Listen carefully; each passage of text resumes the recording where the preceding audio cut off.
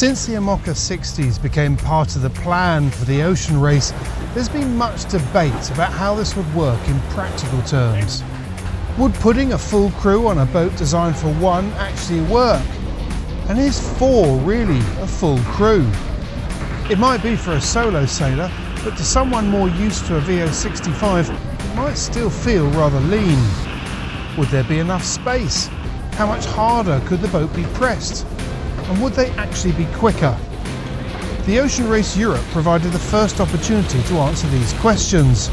And who better to give us an insight into this than someone whose background is both in Olympic campaigns along with 2 round-the-world races with a full crew. For the Ocean Race Europe, Annie Lush joined Offshore Team Germany. And after 2 offshore legs, here's what she had to say. The most obvious difference with the IMOCA is that it's set up for very short-handed sailing and particularly that not to be driven. You know, when they're racing in the Vendée, I think over 90%, probably most of the time, they're not driving, it's on the autopilot. So for me, that was a bit of a shock, realising that we won't really be steering in the race, or so I thought. And it's quite hard to drive. It's with a tiller. When it's windy, it takes quite a lot of force, and also to find somewhere to sit and to drive and be able to see. And then inside the boat, yeah, I mean, it's really designed for one small person, I think, so it's pretty cramped. And the other thing is that, I mean, they're quite high-tech machines. Ours is older design, but still, it's a lot lighter, the boat. So you feel that in the acceleration, but you also feel that on how hard to push. And I'm pretty used to the Volvo 65s, which basically you just push and push and push in them. And, you know, they've been around the world twice, they're going around again, they don't break. And I think the IMOCAs can. So knowing how hard to push and how far to take the boat is pretty new.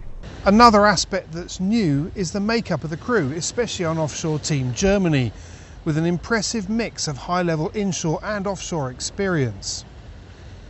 I think the great thing on our team with Offshore Team Germany is we have this real mix on board. So Robert Staniek, our skipper, is obviously from an Olympic background, and Philip, and then we also have Ben, who's navigating, who's just done the Vendée. So when we first came together, it was quite funny, kind of pooling our skills.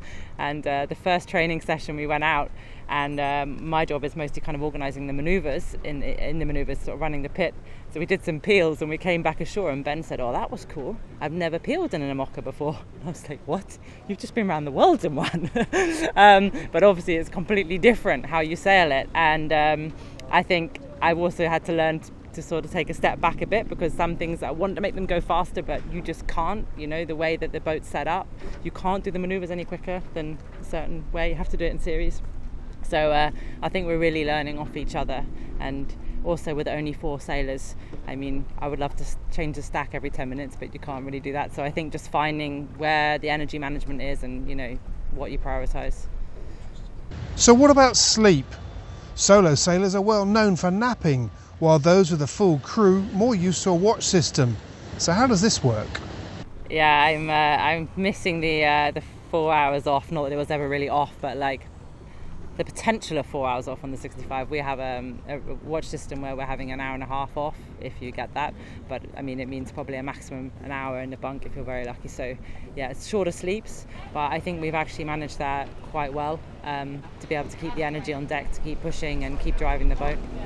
And yeah, it's very different, I think, for the Vendée sailors to get used to having other people on board. I've spoken to some of them and they've said, yeah, I just don't really know how to be on board with a team. I don't know what to do. I don't know how to communicate. And I suppose for me, it's like I'm very clear on how I think it should run, but maybe not only with 4. So it's a completely different viewpoint. All of which suggests that this really is new territory. I think it's a huge learning curve for all of us, and it's almost why it's so exciting to be doing this race, because it feels like it's a complete unknown, and if you find the right balance, there's a massive opportunity. And I think perhaps in some ways we're seeing that with our own team. Yes, we have an older boat and everyone focuses on that, and we don't have foils, but there's so much in how you actually sail the boat and how you use the team. And I think, you know, that can be our biggest gain, trying to work out how to do that, how to optimize it.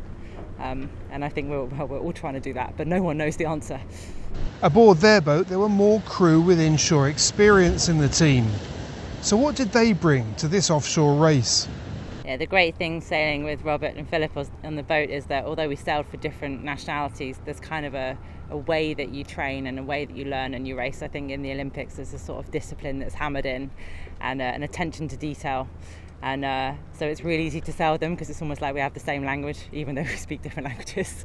So I think, yeah, it's that kind of attention to detail, and just to keep pushing, keep looking for opportunities, and always looking forward, seeing what you can gain, what's the next step, in a very kind of logical way, which I think is a very systematic Olympic approach. This interview was done before the third and final offshore leg to Genoa, a leg in which Annie's team delivered an impressive performance, and a performance that underlines many of the things that she was talking about. So while we may think we know a lot about fully crewed and short-handed sailing, perhaps there's still more to come. Seems like there's plenty of food for thought ahead of next year's ocean race.